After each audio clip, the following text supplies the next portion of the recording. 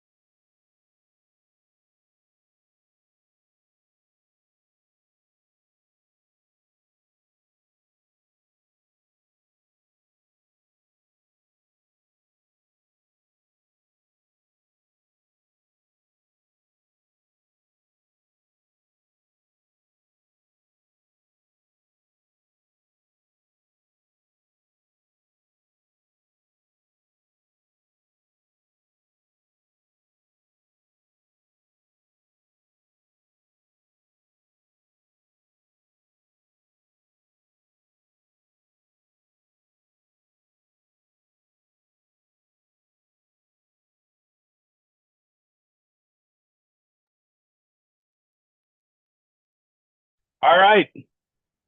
Greetings, everyone. Welcome to another ADI webinar. Good afternoon to some of you, and good morning to others.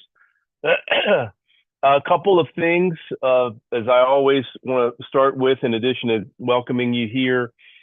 Down in the resources tab in the bottom, you'll find a link to becoming a member of ADI, which we very much would love for you to do if so inclined. We need you as a member. We need a healthy membership. And, while webinars are free to members and non-members both, being a member unlocks a trove of resources that are exclusive to members, to say nothing of the discounts that you get for the Spirits competition and to attend our annual conference. Speaking of which, the link to register for the annual conference is also down in the resources tab, and it'll take you straight to where you can do that.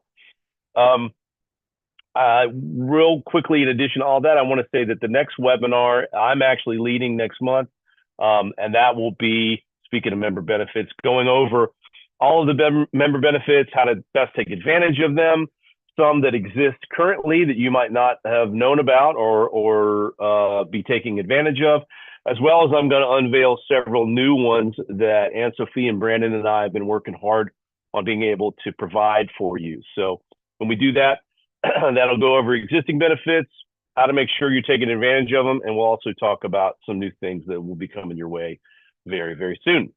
Also, on YouTube, this webinar will be hosted on YouTube so that you can come back to review it if you like, or play it while you're working or driving and listen to it like a podcast if you so desire.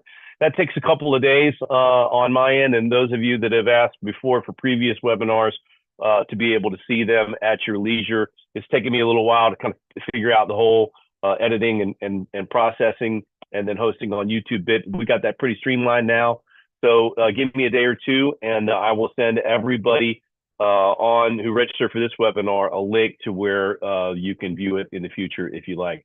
And by the way, that will also be true of more recent webinars. I just sent out this morning one on the Straight Talk about distributors, and I sent everybody who registered for that, whether you attended or not, you registered for it, you got a link to that this morning. So that's a new added benefit really for everybody, members and non-members both, that it's pretty easy now to find a previous webinar that you might have missed or that you might want to listen to again.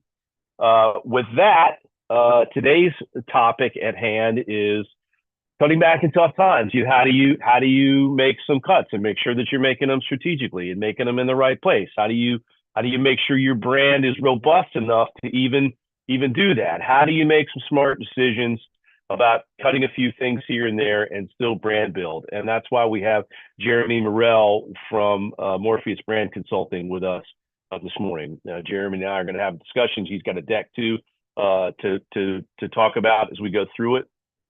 And we'll, as always, if you have questions for Jeremy, throw them into the Q&A down there, and I'll pitch the questions to Jeremy as we talk and as we go through this. At the end, you don't need to take necessarily a bunch of notes on the presentation that Jeremy has, because he's going to send it to everybody. I'll share with Jeremy everybody's email, and so he will fire off an email to you with that attached, and we should be good to go there.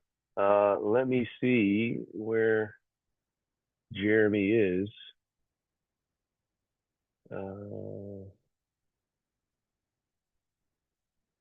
There he is. Jeremy, my man. Hey, John, how are you? I'm good, sir. I'm good. How are you? I'm doing well, thanks. Good. So, I was just talking about you a little bit and about, how the impetus for this webinar came up, and why don't we start by, for those that are not familiar with you, just giving a little bit of your history and sort of where your ability to see around some of these corners comes from. Yeah, absolutely. I appreciate the invite, John. So I've spent 20 plus years in the bev-alcohol industry, primarily in the spirits world. So I've had a career at Brown-Forman, where I worked on global marketing teams. I spent some time on the Jack Daniel's brand. I also spent some time working with the teams on Woodford Reserve and Old Forester.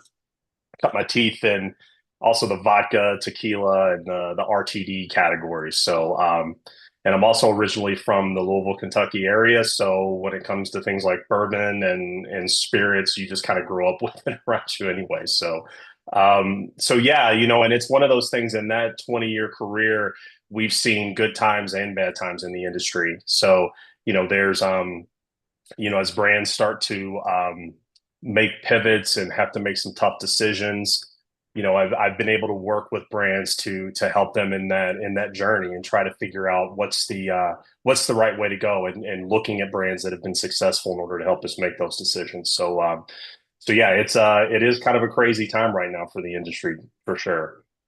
Yeah.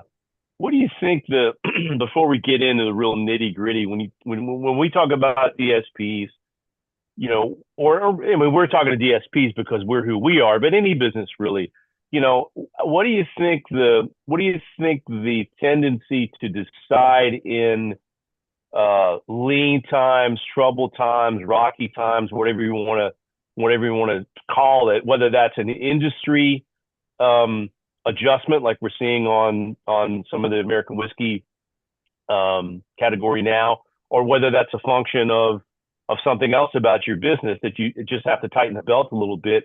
You don't want to wait too long. You don't want to also jump too fast into making those cuts and adjustments. What do you think? How do you gauge so I guess the sort of health of when to do that? What do you think about that? I mean, what brings people to this conversation in the first place, and how do you make sure that you're not being reactionary or at least too reactionary?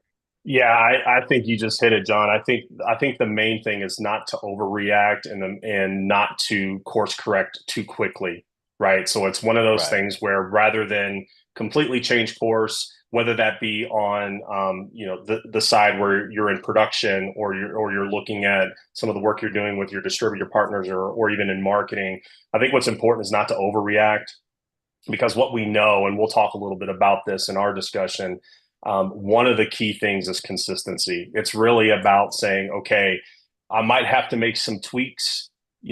Brands may have to make some tough decisions in certain spots. But what's important is when you're making that decision, that you're not overreacting to that, that you're not overstepping too far to where you might be actually undoing some of the momentum that you currently have. So, it's really about small tweaks, small test and learns, and kind of see how the brand reacts from there, as opposed to say, well, the sky's falling, we just have to, completely stop what we're doing. There's some real, danger in that kind of approach. Yeah, the backslide is a real thing, and when you talk about physical shelf space, we ran out of Old Scout at Smooth Ambler for 18 months, right? Because we didn't prepare for it, and it took off. And looking back, I think most everybody in the business would have preferred to bite the bullet and pay more than we wanted to, and experience a much less than desirable revenue stream that we're used to for 18 months in exchange of not losing the space on the shelf that we fought so hard to get. I mean, Yeah.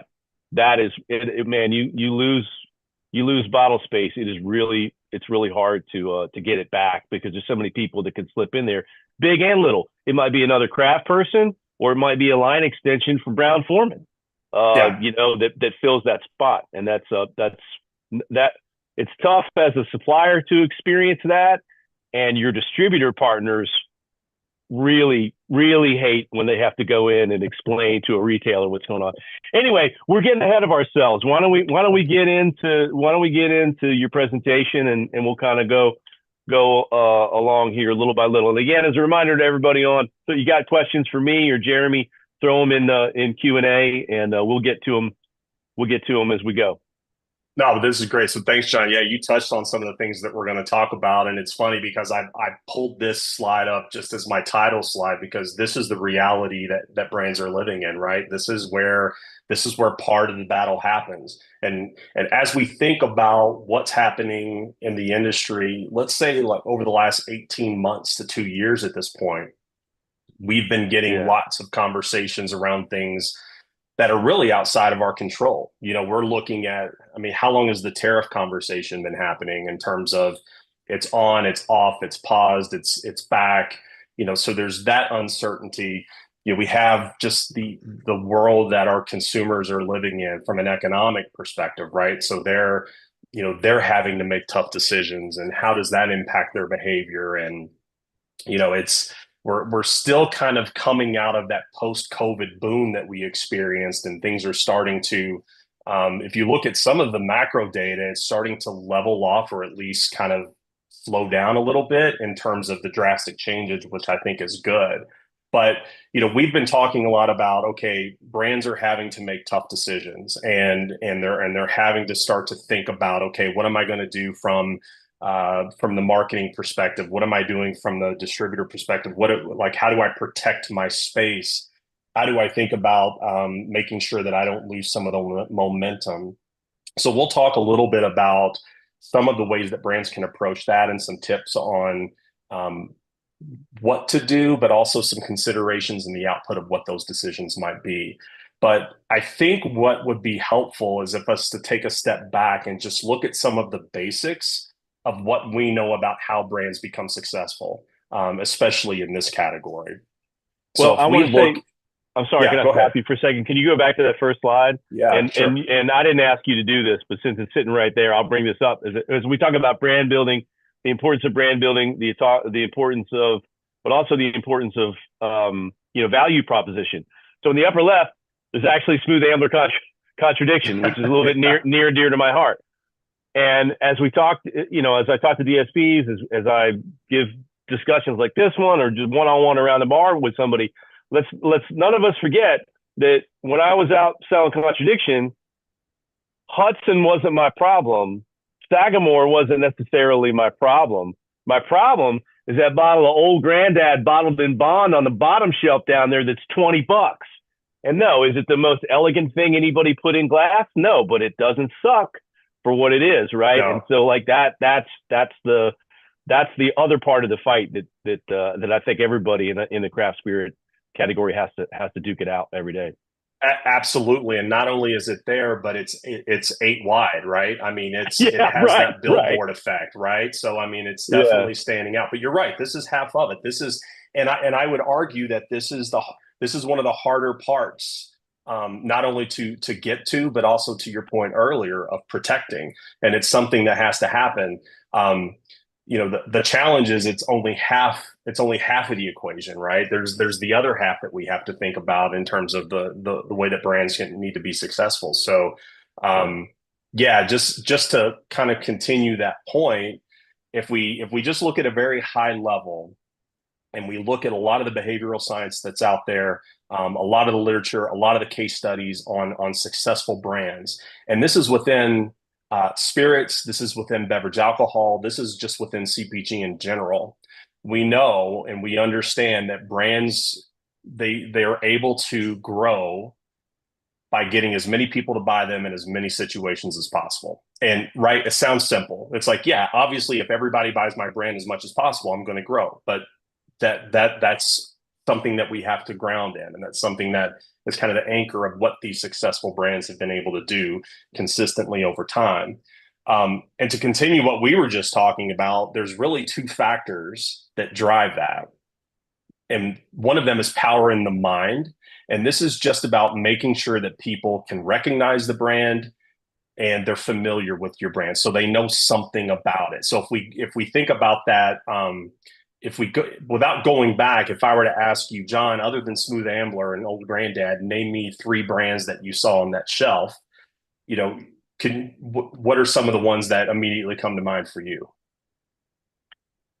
Well, obviously, your former life in Brown-Forman. Brown-Forman is a third of that entire shelf with one Right. brand or another, right? Right. Yeah. Right. So But you think because about, I'm yeah. no, you're right. So Jack was one of the brands on that came to mind first, probably because it's a large brand, and it's in a lot of places. People are familiar with it. It's a label and package that people can recognize quickly if you only see, a short stint of that. So that's just an example of power in the mind. the ability for someone to go to a shelf and be able to say, I know that brand, I've seen it somewhere, I kind of know what it's about.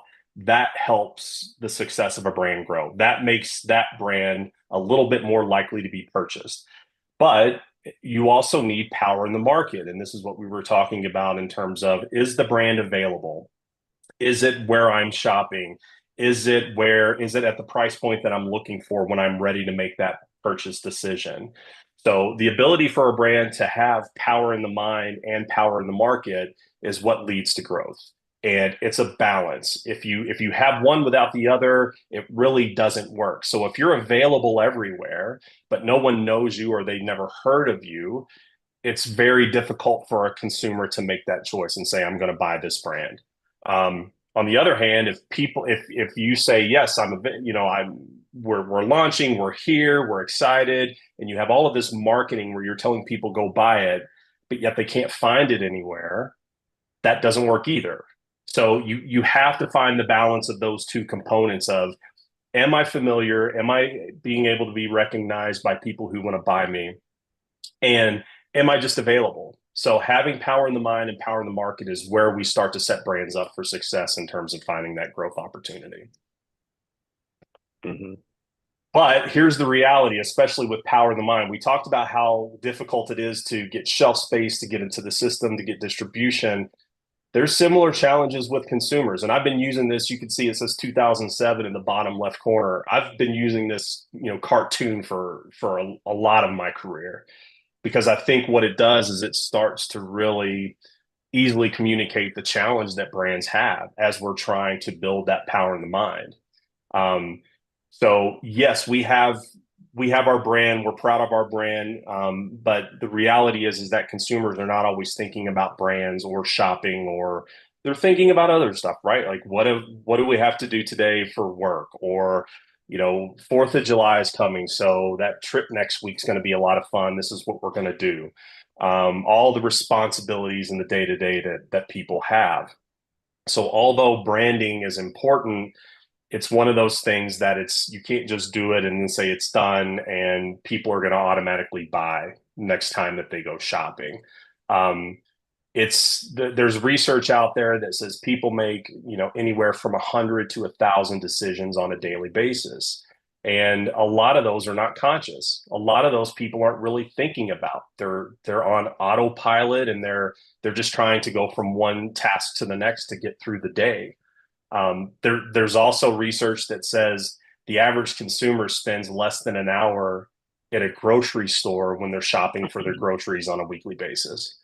So, and that's for an entire grocery trip. So when they go to a package store, how much time are they spending shopping the shelf and looking for brands that they want to buy? So it's really, really difficult to get that part of a consumer to pay attention to our brand, and it's really challenging to make sure that it stands apart from others. So it's really kind of that muscle that we've got to work to where we start to build some of those structures, we start to communicate on a regular basis, and we set the brand up for success as much as possible. So it's just tough. It's just something that just doesn't happen overnight.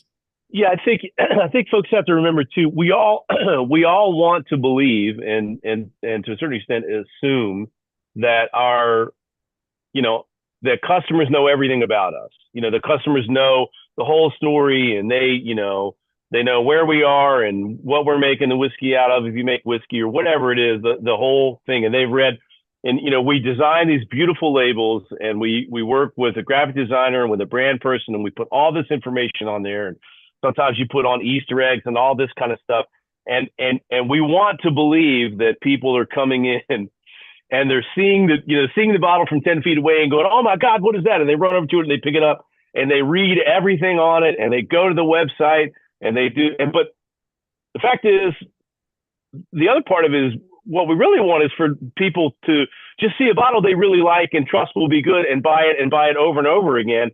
And they don't necessarily have to have an encyclopedic knowledge of the brand in and out to connect with the brand. But to your point is, once they do connect with it, you got to remove as many barriers as possible to them connecting to it again and again and again, and being able to find it.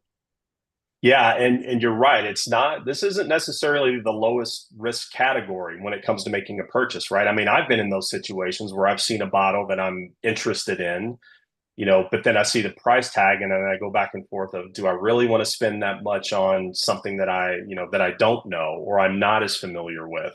Right. I think the other thing is that, and we'll talk a little bit about this, but we've seen this in different pockets where I think we saw it during COVID. We saw a little bit of it back, if you remember, in 2008 in the industry, where we had sort of a similar economic situation where people were more, thoughtful about the way they were spending their dollars. We saw people sort of fall back on the brands that they recognize and they know and they trust. There wasn't as much sort of, I want to experiment or I want to take a risk on this bottle or this brand that I'm just not familiar with. So it doesn't mean that consumers aren't looking to try something new or they're not into experimentation. Just in our industry, sometimes that's a little bit of a higher risk just from a dollar amount of what your tolerance is in terms of what you're wanting to spend. So yeah, it can be challenging, and it's also an ongoing battle. And we'll talk about it to where it's not a you build it and they will come and I've done my work. It's something where you just have to constantly remind people that you're out there in order to capture those more of those purchase occasions. Yeah. So if we think about, all right, we have the challenge, we know we have to build power in the mind. We know it's a challenging thing because people are busy with their day-to-day lives and they're not constantly thinking about our brands. Let's dig a little bit deeper into that relationship to try to figure out, how do brands and consumers, or how can brands connect better with consumers? So what are some of the things that we need to keep in mind? What we know is that to some extent we're kind of lazy. We don't want to have to try very hard on every single task and thing that we're doing throughout the day. So we talked about it. Consumers are more likely to buy brands that they're familiar with, that they recognize, that they trust, especially in times like this, partly because it's just easier for them. They're not having to look at the shelf and try to dissect every single brand, try to figure out, okay, what makes this one different from that, deep dive into labels and things of that nature. So by default, we try to take the path of least resistance. And we're trying to make decisions that make our lives easier so that we're able to get on with our day, and just move forward. So keep in mind that yes, we want to try to make it as easy as possible on consumers, to buy a brand. The other thing, and this is something that for me, it took some time to kind of get my head around because it's sort of counterintuitive to marketing in general in terms of what we've learned about marketing, historically. But if you look at some of the case studies and the data that behavioral science has put together over the last few years, we know that consumers are not really loyal to brands. Consumers are repeat purchasers of brands. So you probably have a brand that you buy on a regular basis, that's in your shopping cart, whether that be within spirits, it might be something that you buy for your house, maybe it's a snack, but it's not necessarily a brand that you are blindly loyal to.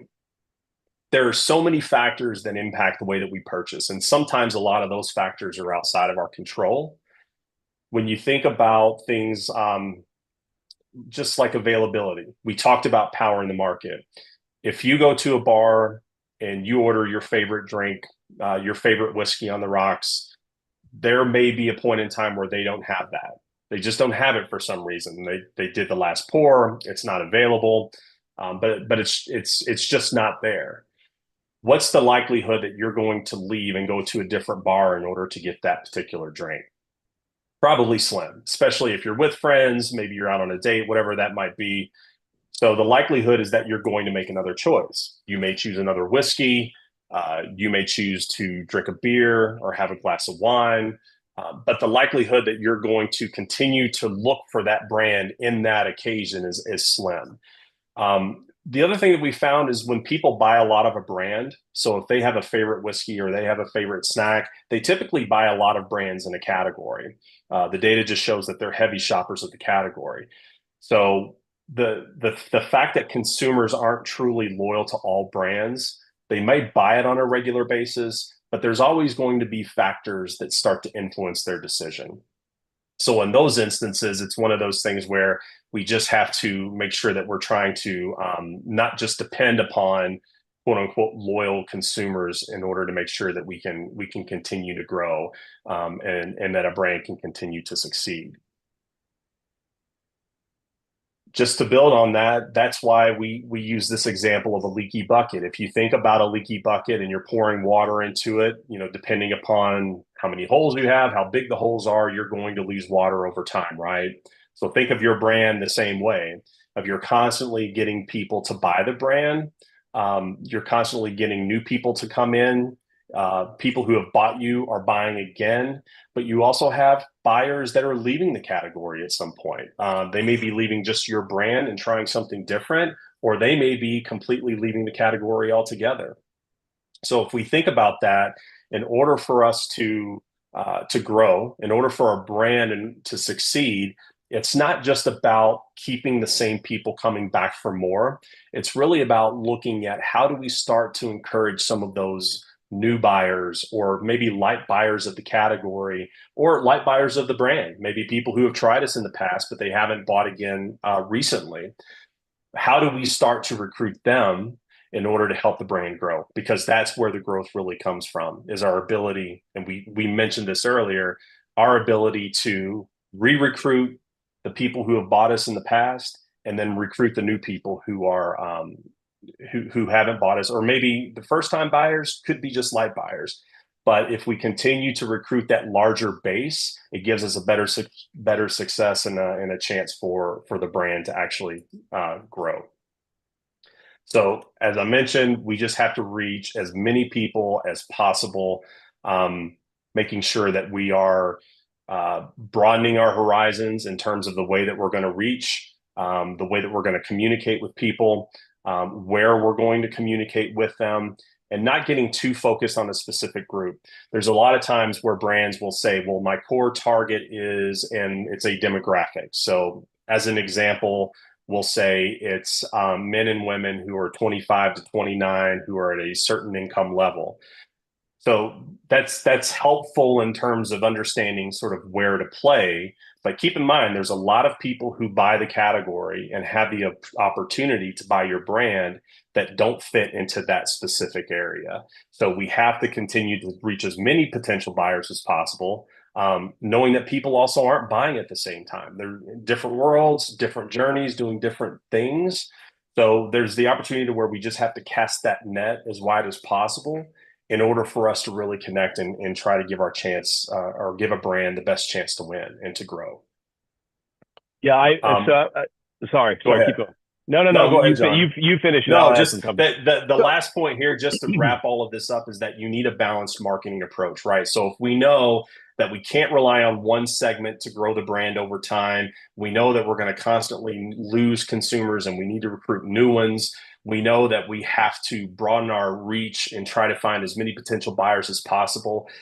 You have to really have a balanced marketing approach that's focused on, how do we make the brand easy to recognize? How do we make it relevant? How do we make it easy to remember? All of those factors are really going to increase a brand's chances in order for it to succeed. Just a couple of things, and I know you're going to get into some of this deeper a little bit later. But consumers are not loyal to brands. Years ago, I was in a whiskey bar in Dallas, Texas, and a guy walked in and sat down at the bar next to me and ordered a Blanton's on the rocks. And the bartender says, "Well, we're out of Blanton's right now, but we've got Elmer T. Lee, Eagle Rare, and Buffalo Trace." And the guy goes, "No, I don't drink any of that stuff. I just drink Blanton's." Spoiler alert, if you don't know, they're all made by Buffalo Trace, right? Are they exactly the same as Blanton's? No, but they would be close enough. But he wound up getting I think a Beam small batch product or whatever. And if you were the head of sales for Sazerac, you would have loved for the guy to get something else made by you, but Yeah. But he did. And I know I'm comparing big brands, but I think we have to, just because a brand is big doesn't mean that we completely throw all of their marketing babies and their sales babies out with the bathwater. I mean, even a blind squirrel finds a nut every now and then. And so to think about, how you retain that while as much as you can, across whatever your category is, whether it's, we're talking a lot about whiskey, but it could be vodka or cordials, or whatever. And then when you talk about the consumers, I think it's also really important for everybody to remember, how well defined is your target customer. And like you said, it can be too narrow, it can be too wide. And it can also be, recently I did some work with a brand their brand guide was like, the Sistine Chapel of ass kissing to their owner, right? Their target customer was everything the owner liked to do, all of the owner's characteristics and traits, all of their hobbies. And it's like, yeah, okay, I get it, but you need to cast it a little bit wider, because you've basically just defined the founder of the brand. Yeah. And we already got his business. Let's talk about how those things bleed into other areas and cross-contaminate with other things. And I think people don't think about that enough, about defining their customer in too narrow a way is bad for a lot of reasons. And it just eliminates all these other great possibilities that you might not be thinking about, aspirational customers as well. Anyway, keep going. No, it's a great point. And just to follow up on that, John, two thoughts. One is that when we think about these principles and these things that we have to keep in mind to help brands grow, they're the same for the big brands as they are for new brands or medium-sized brands in a category. All the rules apply the same. So even when you become a quote unquote larger brand, you still have those same challenges. It's just at a bigger scale, right? You still have to, it's just harder to keep filling that bucket up just because it's a bigger bucket. So you still have that.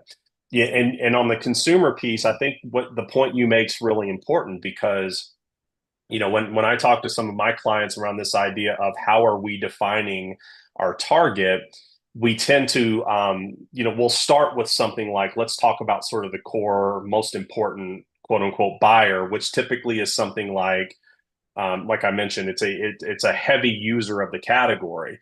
But we'll just use whiskey as an example of, if we're targeting, a specific whiskey drinker who, makes this much money. But if we start to look at some of those adjacent targets and we think about, well, vodka drinkers drink whiskey on occasion, right? Beer drinkers will have a whiskey on occasion. So we expand that to say, let's not just look at whiskey drinkers. Maybe we look at beverage alcohol drinkers. And maybe we don't just look at, and again, I'm just using it as an example. We don't just look at males, because we should also look at females, because obviously they're involved in the category. We might look at older consumers outside of that target. And we also start to think about the mindset, like what's the mindset and the attitude of this person that we're trying to target, because it usually matches up with the values and the personality and the attitude of the brand as well. And when you get to that level, you really start to expand the potential pool of consumers who have the opportunity to buy. So, those narrow targets can be super dangerous if not used correctly. If you have a narrow target that you want to reach for a specific occasion or instance that you use to make sure you're targeting the right media and that you're in the right place so they see it, that totally makes sense. But with this particular lens, as we broaden that base and we're looking for that wide opportunity, we want to make sure that we don't get too narrow and we give the brand the best opportunity in terms of where to connect with potential consumers down the road. So it's a way to just think about it. And people need to stress test whatever they think their key customers are or their target audience is against certain things. I mean, generally speaking, I think outdoorsy people, sportsmen love a good drink. I just talked to a brand not too long ago, and they were going after sport fishermen. Great. Last time you went, it's just a rhetorical question. Last time you went sport fishing, did you see a lot of glass bottles of vodka rolling around the deck? I bet you didn't, right? So those guys on the boat anyway, and gals, they drink beer. They're not taking $40 bottles of vodka with them on the boat normally. So, and again, for a guy like you, that's a branding opportunity. Do you go a different way? Is it different messaging? Do you start putting in a plastic bottle? Yeah. There's a couple of ways to skin that cat. But Yeah, but you just pointed out a great point too, John, of just spending the time and of really understanding the nuance of your consumer, and how their behaviors and how their lifestyle and attitudes impacts the way that you show up, and just a great example of having that sort of knowledge and spending the time to look into that really pays off in the end because right there, to your point, that's an innovation opportunity for a brand that maybe isn't, maybe it's a plastic bottle or maybe it's a cocktail in a can, right? We're seeing right. that's the reason we're seeing those, take off in the industry right now because they're dialed into those particular things. I just did a quick blurb on LinkedIn about Surfside and the growth that particular brand is seeing and some of the factors that led to that. It really leans into this idea of just knowing who you are and being relevant, as we talked about earlier. So yeah, there's great opportunity there. So if all of this matters, and we're talking about relationship with the consumer, then it really starts to impact. Okay, we need that balanced marketing approach. So when we talk about balanced marketing approach, what are we talking about? Um, if we think about marketing in general, and there's a lot of work again that's been done in economics and behavioral science that talks about the balance of doing short-term marketing and long-term marketing. So what does that mean? When we talk about short term, usually those are things that are more on and off. You move them in and out of your brand's marketing budget and in terms of the activities that it's doing. They're typically focused more on the sales activation, price promotions. This could be sampling events. Maybe you have online ads that you're investing in for a specific, say, holiday that might be important for your brand. But when we talk about short term, those are the things that we're talking about. Again, you can move in and out of them pretty easy. And what short term activations are really good at is driving volume. So in the short term, those are likely to start to impact people to purchase volume because they're currently more likely to be in the mode of shopping. They're usually in that mindset or they're in that environment where there's a trigger or there's a catalyst that is more likely to move them to make a purchase decision at that point in time, whether it's on sale or I've sampled it, I've tasted it, it's really good, I want to buy it, or hey, we want to make sure that Mother's Day is coming up, we want to make sure that we have we were able to sell our whiskey or our vodka or our RTD. So we know people are actively looking for those opportunities. So short-term activation is really good at driving those volume in the short term.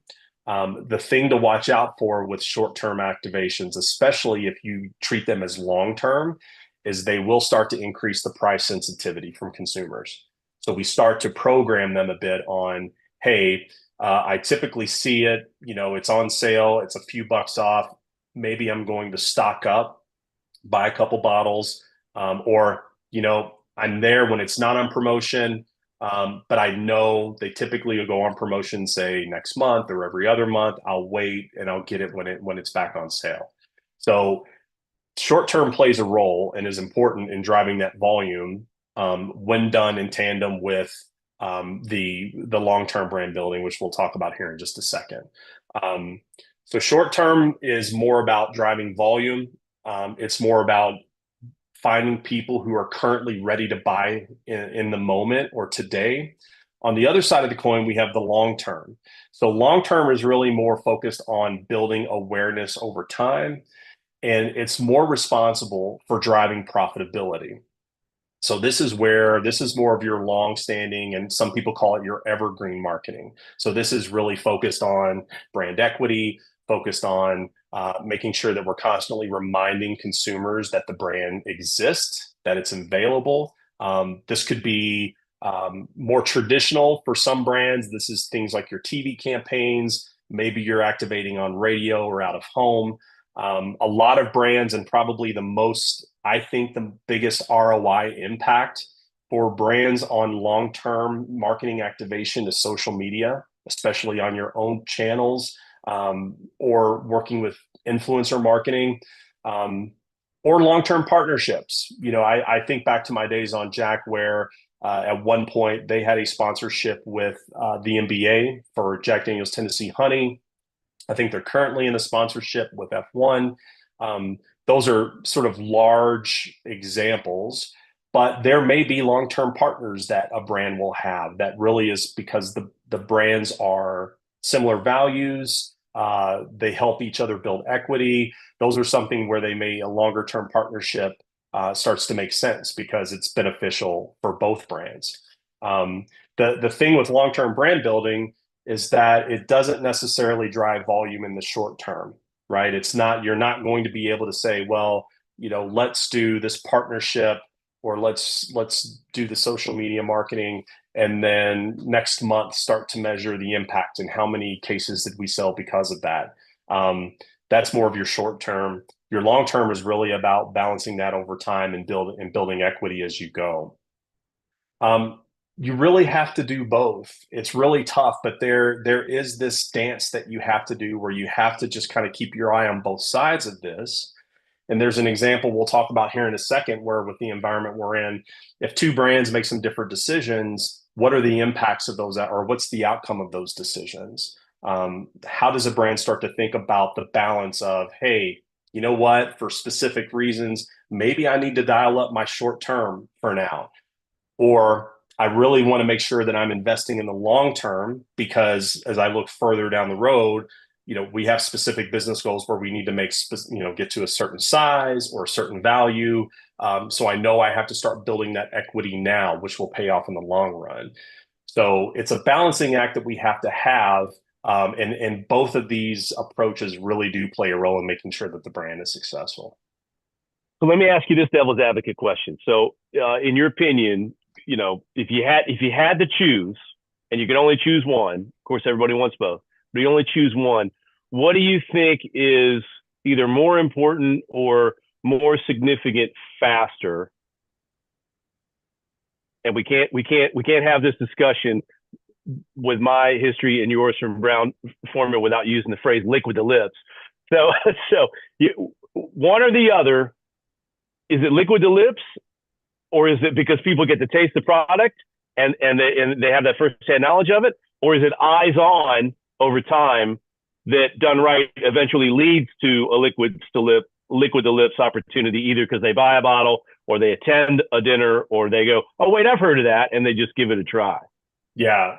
John, you're not going to like my answer, but you can't just pick one if you want to succeed in building a brand over the long term.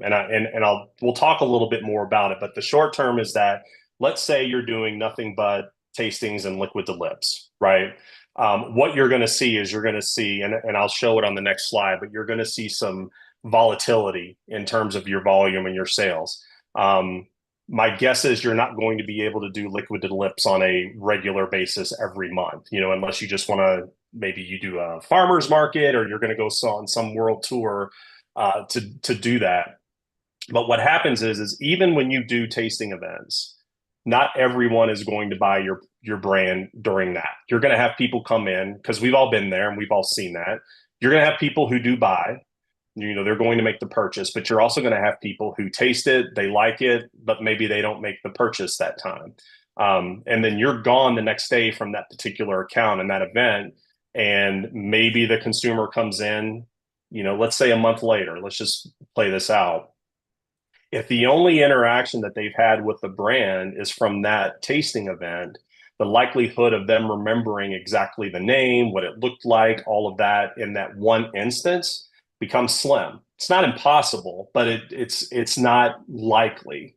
On the other hand, if you put all of your money into the long term, and you're just sort of seeding this idea of you're there, then you're not going to have that immediate impact from a sales perspective, right? You're going to have to play the long game, and you're going to have to just be patient, which would be really nice to have if we could do that. But the likelihood is no, we have to see sales. We have to generate revenue, to continue to fill the bucket, as we talked about the leaky bucket. So you have to do both. But what I would say is, depending upon the environment and depending upon where you are, you may have to make some slight adjustments in terms of the mix of what you're doing. As long as you don't, and we talked about this at the very beginning, if you overreact and you go from, a 60-40 split, and again, this is the example that's coming up, and you go drastic the other direction, there are some implications that come to that, that you have to think about.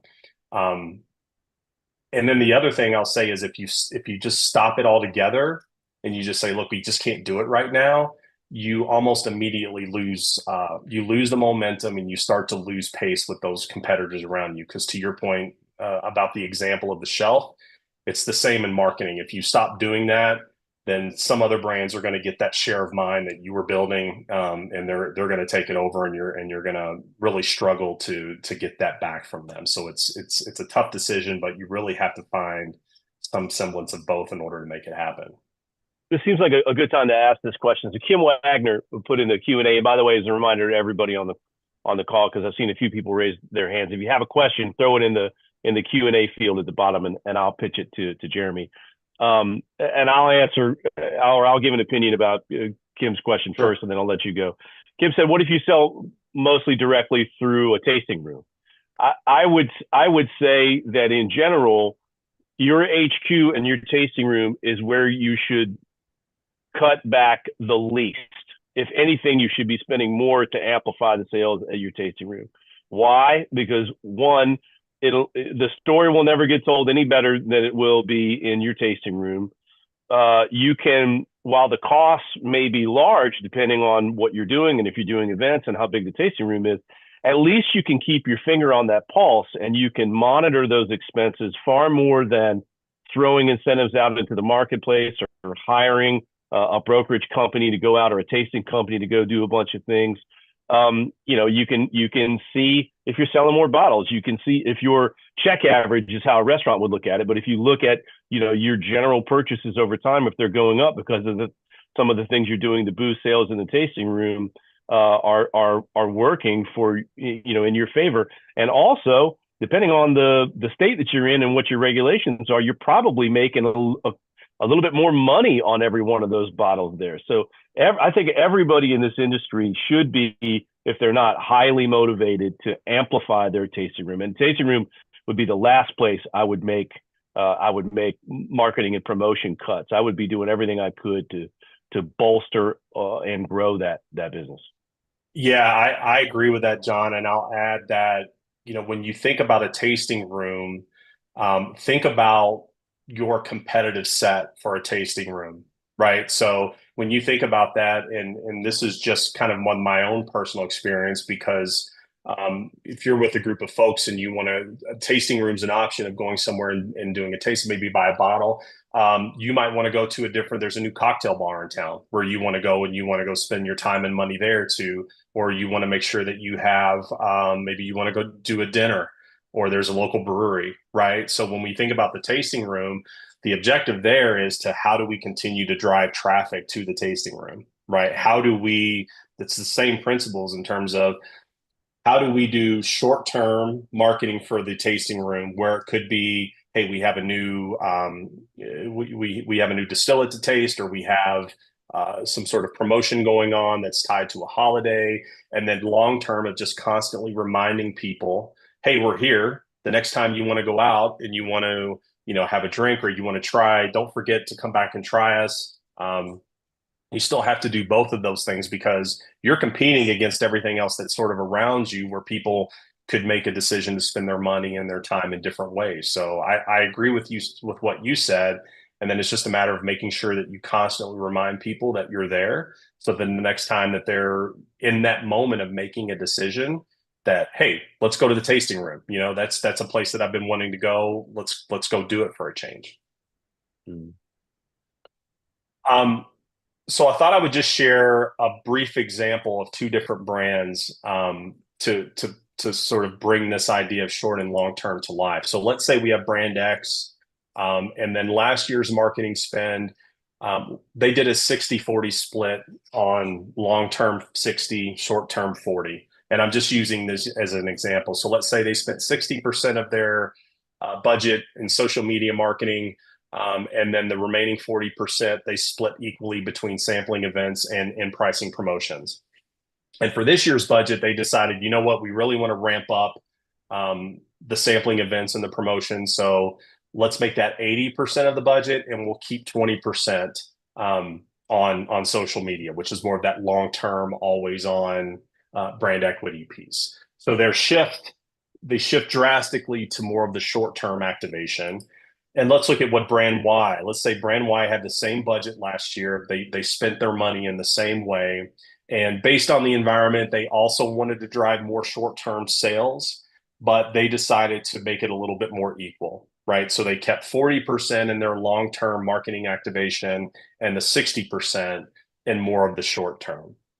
And again, these are just example brands, but just to give you the idea of these are real world scenarios that, brands have to make. You have to make the decision on, okay, where am I going to put my money? Where's the best place to spend it? And there's a few factors that impact that. It's the environment that you're in terms of what's happening. It's the life stage of the brand as well. In terms of where is it that is it brand new to world? Is it something that is an established brand that may be losing some share or some value? So depending upon where the brand is and those business objectives, that's also a factor in making this. But I just wanted to share more of a simple example to kind of showcase what's the outcome of some of those decisions based upon the real decisions that brands have to make. So we have Brand X again, who did a more drastic change to short term versus Brand Y, who also did, but kept more of a balanced approach moving forward. So if we look at sort of the outcome of this, this is what we'll find. So this is a chart that comes from the Les Binet and Peter Field. They did a lot of this marketing effectiveness research work, and they really studied through different brands and different categories of what's the impact of these types of decisions. So on this particular chart, we have the horizontal axis, which is just time, and then we have sales uplift as that vertical axis. The yellow line represents what happens if you strictly focus on short-term activation, and the orange is if you just look at long-term activation. So for Brand X, in our example, where they shifted more of their dollars over to more of the short term, they would be more likely to see a pattern that represented by the yellow line. So you're going to see spikes in the sales, and then you're going to see it sort of dip off because it's one of those, again, if it's short term, it's more that on and off, in and out, specifically focused on people who are ready to buy today, who are in that purchase decision mode. So you're going to see more of these peaks and valleys for a brand like Brand X, and it's going to be less predictable. Because the other thing that's important to remember with short term is that if we do short term on a frequent basis, consumers start to understand and recognize those patterns, which then starts to influence whether or not they make a purchase decision, right? So whether that be price, whether it be sampling, whether it be one-off sponsorships, they're able to start to recognize those patterns a little bit better. And it usually, again, is more effective at capturing the smaller group of people who are ready to make a purchase that day. Now, Brand Y is going to see something similar, but probably less erratic, and they're going to get some of the benefit of some of that orange line as well. So again, we need to shift some of our dollars to boost revenue and boost sales in the short term.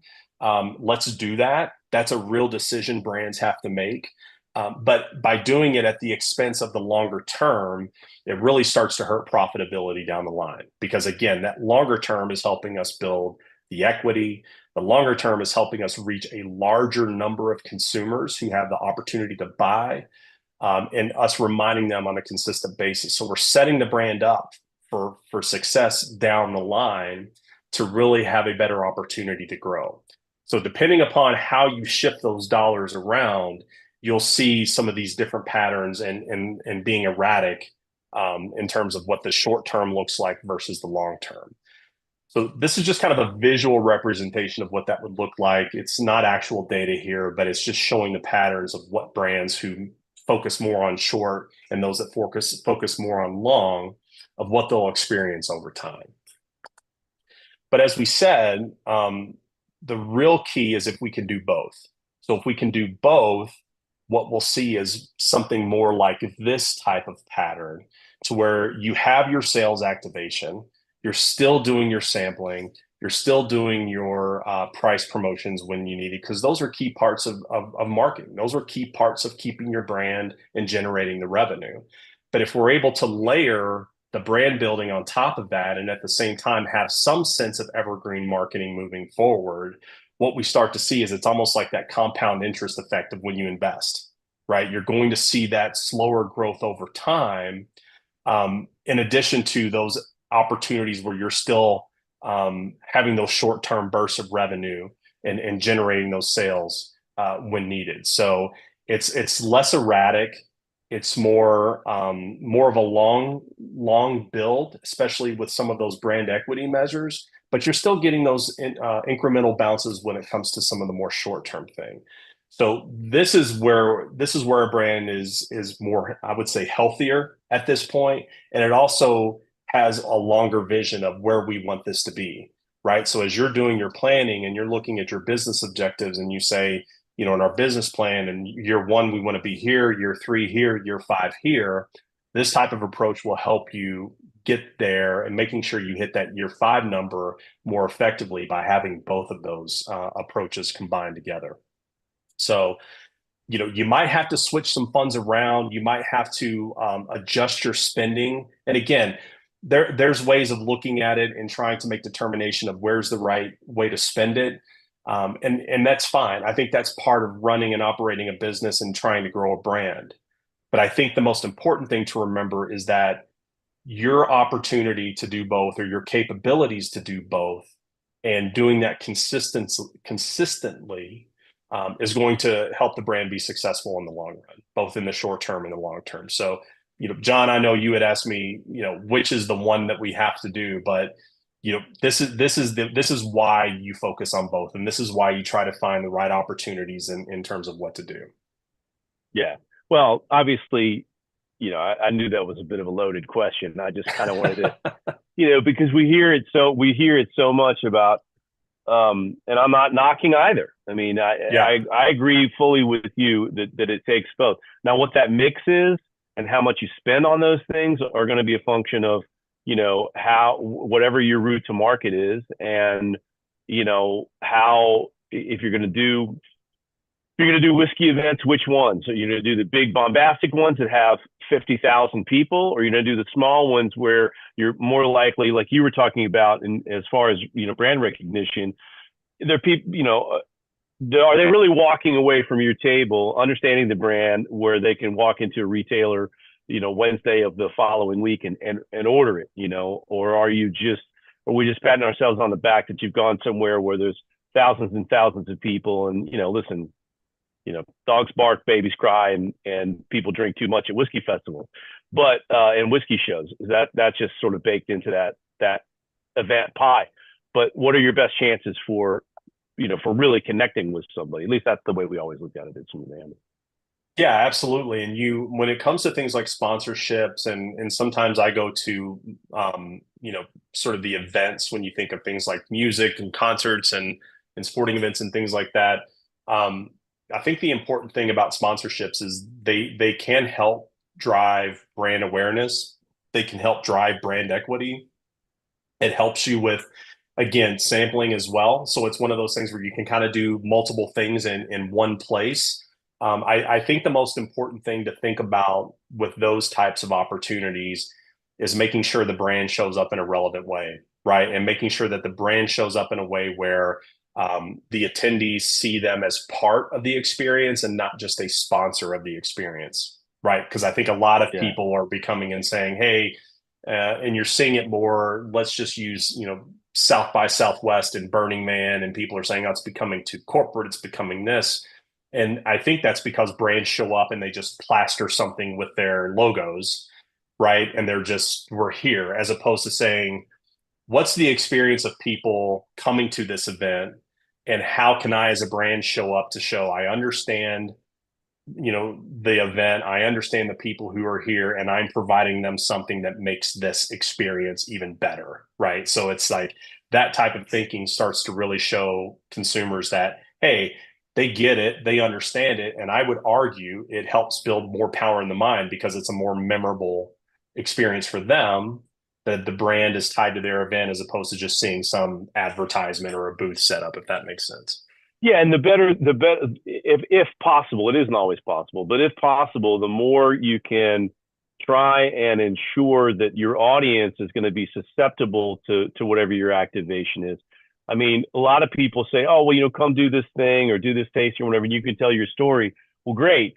I can tell my story in the parking lot if I want to. Are the people who are going to attend this thing going to be receptive to what I'm talking about? I mean, Yeah. all of us who've done store tastings, everybody has that golden store tasting where they sold like 3 cases or 4 cases or 5 cases and thought it was amazing.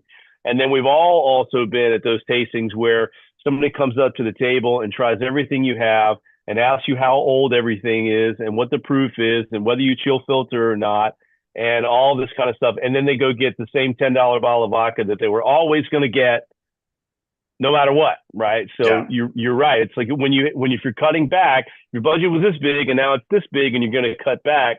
Just try and maximize that audience. Try and pick the things that you think will provide a high or higher likelihood of success. Yeah. Because no offense to our wonderful distributor partners, but I mean, if everybody did and spent money on everything that a distributor thought was important, we'd all be broke. There would be, we'd all be broke, or we'd all have $10 million A&P budgets. Yeah. Yeah. Yeah, Exactly. right. Yeah. Which And it's isn't one of those reality. things. Which isn't reality for a small brand. It's a reality, and I would say that this isn't always the case, but I would say that there are cases where when you do more of the short-term activations, actually it's better off for the distributors or the account than it is for the brand, right? It's one of those where the opportunity's there, but it doesn't really help the brand as much as it helps, our partners within the industry. So and I also don't want people to walk away to say that, well, Jeremy said you shouldn't do sampling or you shouldn't be doing this. It really is. They play a role. They are important. And the other thing to think about with short and long term, think of them as layers. So every little layer that you can put to where someone says, hey, I was in the store, I sampled this, it was really good. Then I happen to see, I see it on Instagram somewhere, and then, it showed up here. All those little touch points over time, they all make a difference, and they all build this. Again, going back to building the power in the mind, all those little things add up. So when we talk about budgets cutting back, from my perspective, it's not how much you spend, it's how you spend it. And just making sure that, hey, your brand's budgets are going to be different, of different sizes. They're going to have different resources. Just think through, where's the best place to put that to achieve a balance of as much as you possibly can of what we're seeing here. And that balance is going to pay off both in the short and the long term. You'll see some success with that. Yeah.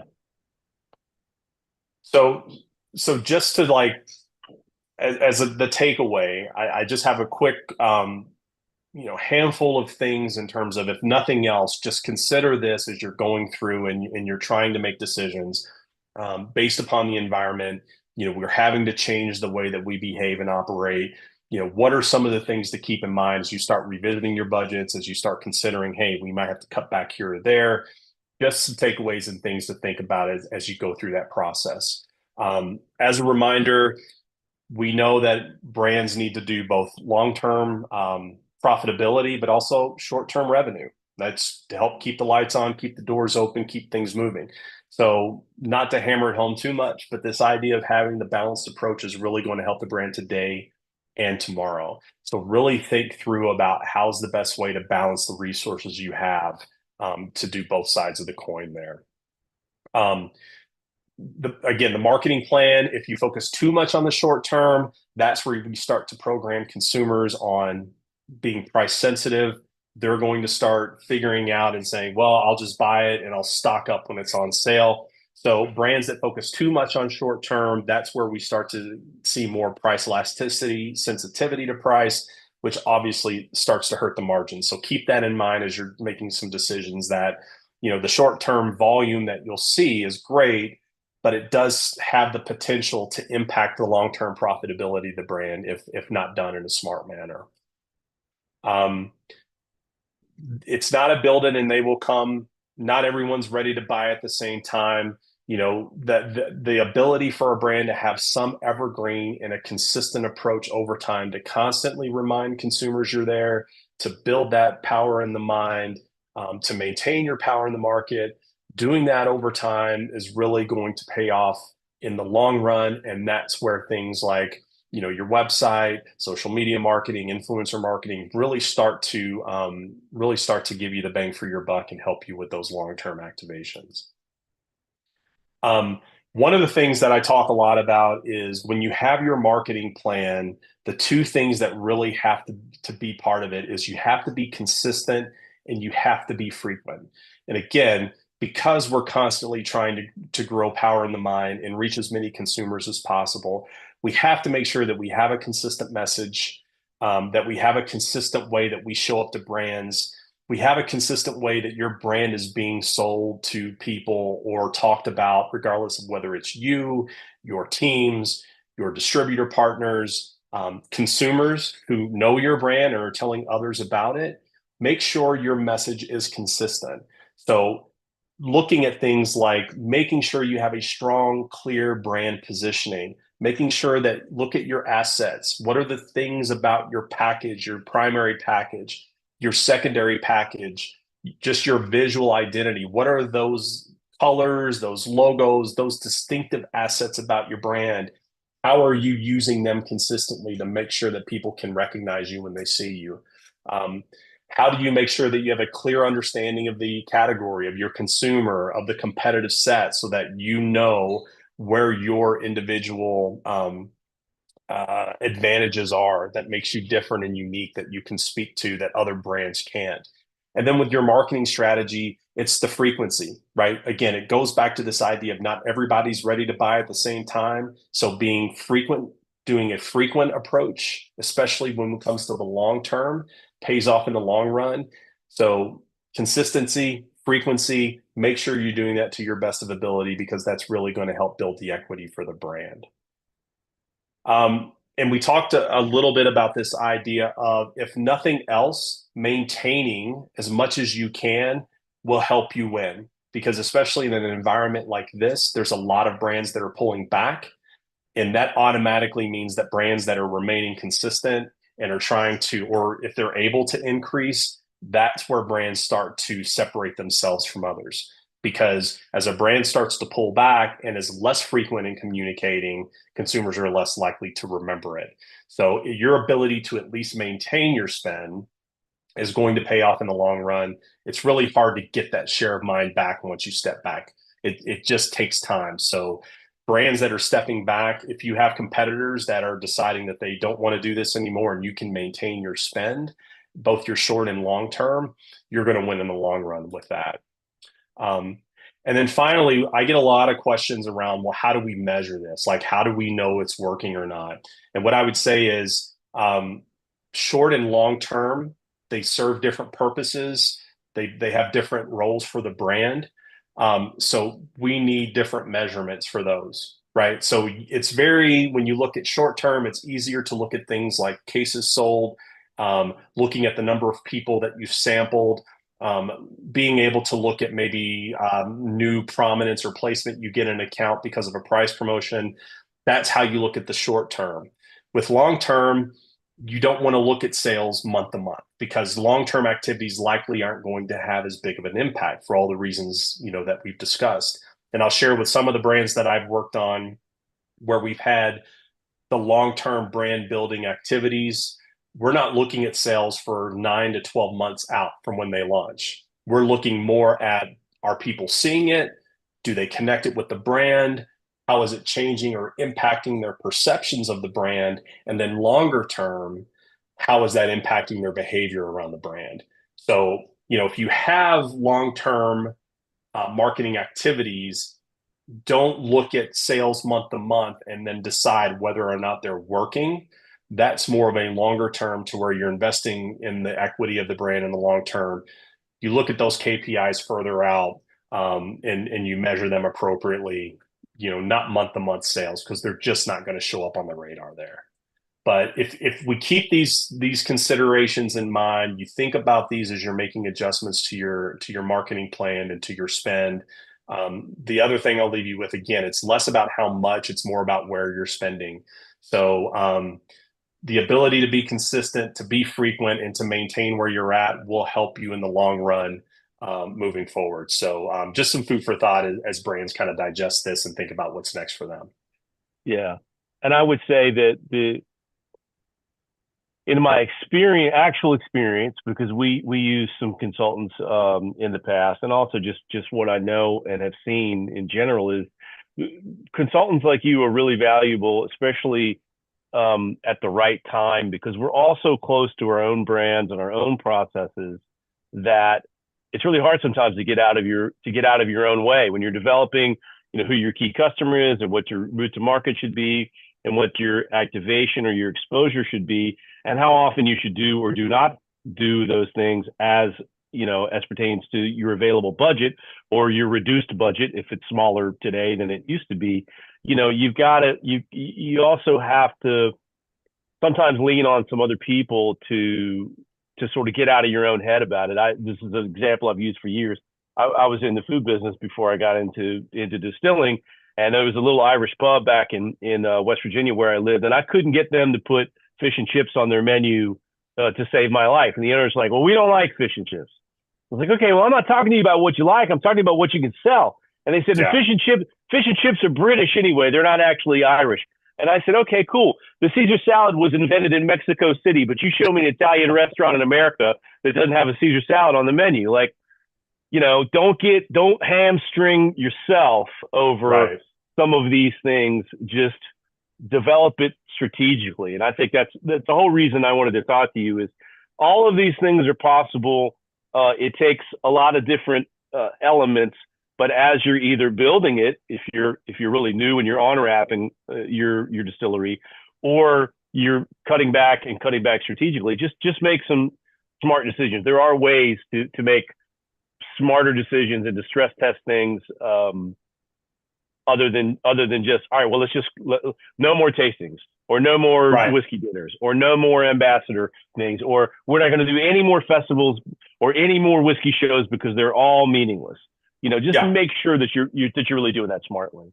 Yeah, and it's one of those things that, again, this is just more about not having a knee-jerk reaction, and it's more about just being able to say, okay, well, if we're seeing if things are stalling or things aren't heading in the right direction, the ability to take a step back, let's look at what's there, what are we currently doing, what are the goals, and then you can start to diagnose, okay, is there something about my communication that's not resonating, or is it about the way that I have my spend allocated, or is it about there's sometimes it's one of those things where you're off to like a flying start and you do really well, our brand will do really well, and then it sort of stalls a little bit. So there's other factors that could start to impact that. So the ability to take a step back and work with the right partners that can help you diagnose that, get a fresh set of eyes on it, and then really start to think about, all right, what are the pieces that where we pivot.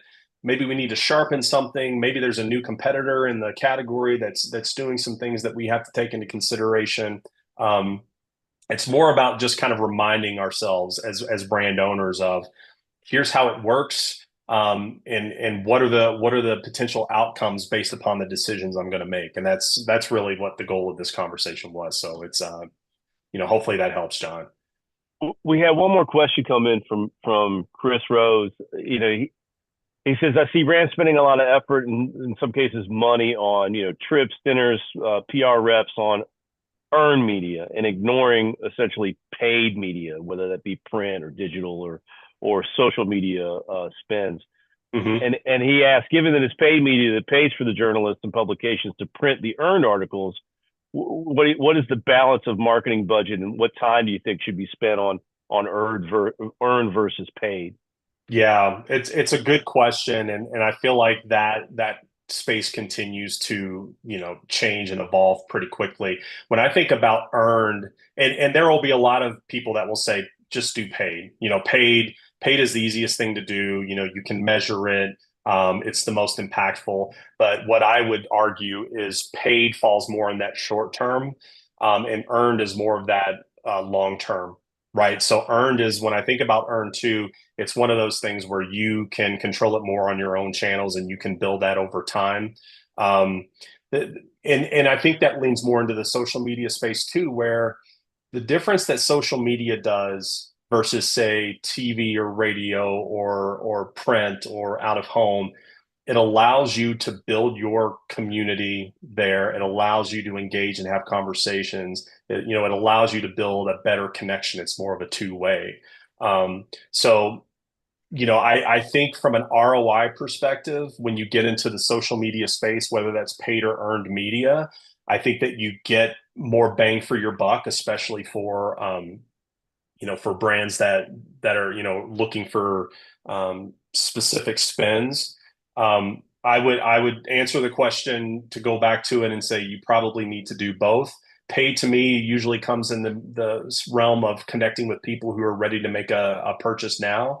That earned is where you're just constantly reminding them that you're out there, and that you're available. So the balance there is very similar, from my perspective.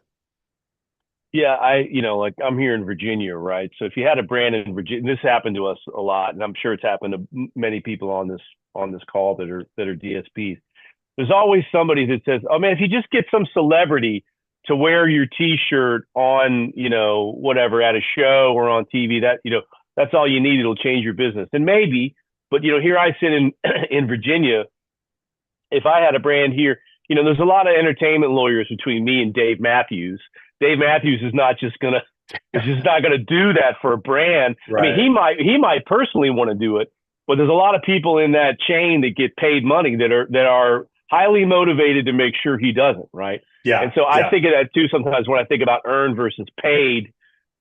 Like again, you got to make smart decisions, and you got to and frankly, and this is a function of your budget and your tolerance for risk.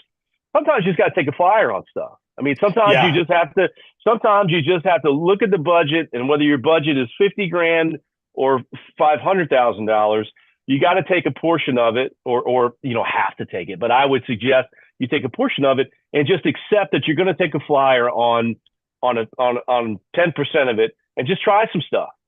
Yeah. And then not get angry and have smoke coming out of your ears if it doesn't work. But there's nothing wrong with trying a few different things, and that might be being on the cover of this magazine or taking out an ad in XYZ.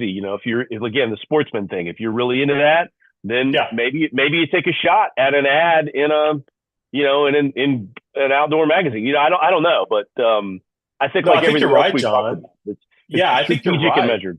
Yeah. Be thoughtful about it, because I've also seen brands that have done that of let's take a flyer and they spend 80% of their budget on this maybe one time, sponsorship. And you said this earlier, sometimes it's about who wants to go to what, right? It's like, Right. hey, I'd really like to go see that. So let's go do, and you can, the other thing is we can always, as brand owners, we can justify, here's why we're spending, because we're getting in front of this many people, and we're pushing through this many cases from a sampling perspective, or we're getting this placement, and that's part of it. We have to measure it. So if you want to take a risk and you want to take a gamble, I would just say don't go all in on something, right? Because Yeah.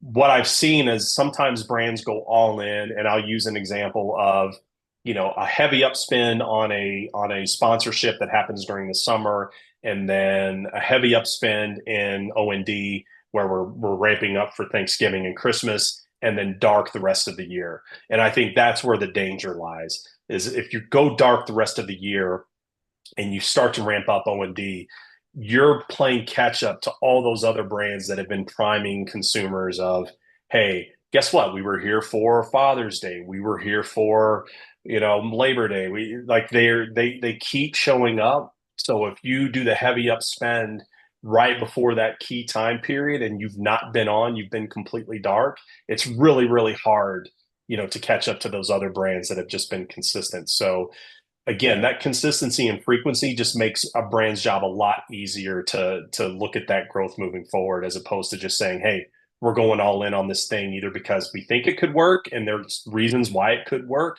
But typically, it's a flyer, as you put it, That's a pretty expensive flyer to put out there. Like it's just not guaranteed at this day and age. Yeah. Well, Jeremy, thank you so much. I really appreciate you being here and for us to broadcast this conversation and hopefully share some little golden nuggets of wisdom with everybody on the call. Thanks as always for joining us for another ADI webinar. Again, just a couple of housekeeping things. The links to become a member, which we would love for you to do, are in the resource tab down there, as well as the registration for our annual show, October 25th and 26th, I think, or 24th, 25th in San Antonio. Yeah, it's going to be hot in San Antonio. You'll be fine. It's hot in Virginia right now. You'll be good. Jeremy will be there, so you get to meet Jeremy and bend his ear. We'll be hanging out. We'll be going on Brandon's bar crawl together. And Brandon's bar crawl, as far as I'm concerned, might be just going to one great whiskey bar and staying there all night long if it's me. But anyway, thanks everybody. Thanks so much. I'm gonna share everybody's email with Jeremy, and he'll shoot off a thank you email and share the presentation with you. And please, in the meantime, if there's anything that either one of us could do for you, don't be shy about it. Let us know, and I'll see you here in a couple of weeks, and we'll be talking about member benefits. Jeremy, again, thanks so much. I appreciate it. Thanks, John. I appreciate the time. Thanks so much.